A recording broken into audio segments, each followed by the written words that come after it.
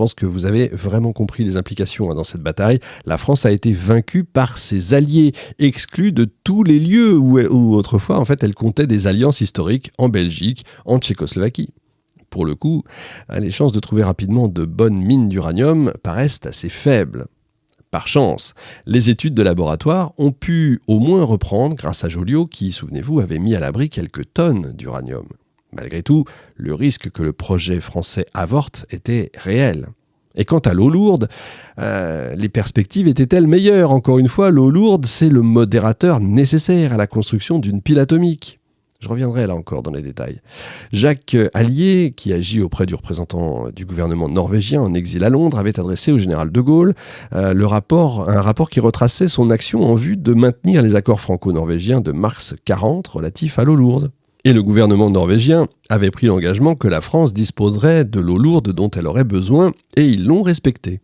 Cette nouvelle est arrivée au bon moment parce que dans l'immédiat, on ne savait pas du tout ce qu'était advenu du stock d'eau lourde que Kowarski et Alban avaient emporté, vous savez, sur le Broom Park en juin 1940. Mais en janvier 1948, on en a eu des nouvelles. Le stock, en fait, était entreposé au Canada et au château de Windsor, carrément.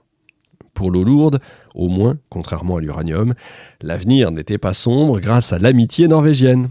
De fait, la guerre froide a commencé dans l'ombre. La bombe était la pomme de discorde, sans que personne, évidemment, ne puisse jamais l'avouer. La France avait enfin compris qu'elle n'avait pas grand-chose à attendre, ni des Américains d'un côté, ni des Britanniques de l'autre, au regard des secrets atomiques. Elle a tout simplement été rejetée du couple anglo-saxon depuis le Québec Agreement d'août 1943. Le 30 décembre 1945, l'ambassadeur de France aux États-Unis adresse au général de Gaulle un télégramme suggérant que la France s'allie aux puissances non nucléaires pour que l'arme atomique devienne une arme des Nations Unies. Cette position rencontrait celle de la majeure partie de la communauté scientifique. Tous ont dit qu'ils pensaient qu'il était souhaitable que le rapport Smith, déjà publié, qui ne présentait aucun intérêt d'ailleurs pour leurs collègues étrangers, fût dès à présent transformé en un document scientifique utilisable par l'adjonction des données quantitatives qui justement n'y figuraient pas. Contrairement à tout ce que les historiens pensaient, et beaucoup continuent de penser, le rapport Smith n'est en fait qu'un rapport de façade, un résumé des théories générales en fait sur l'atome qui ne révèle que ce que la communauté des physiciens sait déjà. En vérité, il livre une somme de secrets de polichinelle, si vous voulez. Jamais les Américains ne fourniraient les trucs, si j'ose dire, qui font la bombe, les vraies solutions techniques, les données concrètes qui permettent de réaliser matériellement la bombe. Vous avez compris pourquoi, et on comprend en fait leur cheminement de pensée. Rien de précis n'était dit sur la source neutronique, sur les explosifs classiques qui forment l'implosoir d'une bombe atomique, sur la compression du plutonium, sur le pourcentage réel de fission d'une bombe et sur les masses critiques. Le fameux rapport n'a en réalité qu'un seul but, endormir les impatients et conforter les nobles aspirations à la paix des savants. Le rapport Smith, d'ailleurs, était si politique qu'on avait pris soin d'y gommer complètement la part de la France dans l'aventure nucléaire. Vous voyez un peu. Oppenheimer va expliquer nettement à l'ambassadeur français à Washington que le rapport Smith était presque une coquille creuse du point de vue des vraies connaissances. Mais la question de la bombe va devenir plus grave encore quand les autorités françaises vont connaître les vrais ravages de l'arme. Et le premier Français à se rendre à Hiroshima, ça a été le diplomate Francis Lacoste, 5 mois et demi après l'explosion. Il va rédiger quelques jours plus tard un rapport d'une extrême précision. Il va confirmer par ses yeux de Français que tout ce qui avait été dit sur la bombe était vrai. Il importait au plus haut point pour le gouvernement français de tirer toutes les leçons de cette rupture technologique. Il s'agit vraiment d'une rupture technologique. A breakthrough, comme on dit en anglais. Oppenheimer, quant à lui, disait que seule une guerre biologique pourrait concurrencer la malfaisance de ce qu'un dollar consacré à la bombe pouvait faire. Et il a totalement raison. Les réunions de travail de l'état-major vont aboutir à la première note de synthèse de la nouvelle pensée militaire française. En fait, elle s'exprime confidentiellement sous le gouvernement du général de Gaulle à travers de petits opuscules qu'on appelle les bulletins d'études. En fait, c'est une publication de très haut niveau rédigée par des experts militaires. On peut les trouver dans le fond de la série Y du Quai d'Orsay. Je le dis pour ceux ou celles qui auraient envie d'aller y jeter un œil. L'accroissement de la puissance du feu atomique change complètement la nature de la guerre. Il suffirait de 123 avions portant chacun une seule bombe atomique pour réaliser un pouvoir de destruction égal à celui de la totalité des bombes de la dernière guerre. Une petite flotte aérienne, modeste en nombre et forte en qualité, pourrait larguer l'équivalent de 2 453 595 tonnes de bombes lâchées par les Alliés au cours de toute la Seconde Guerre mondiale. Alors pourquoi est-ce qu'elle a duré 5 ans ? Parce que les défenses contenaient les assauts des forces d'attaque.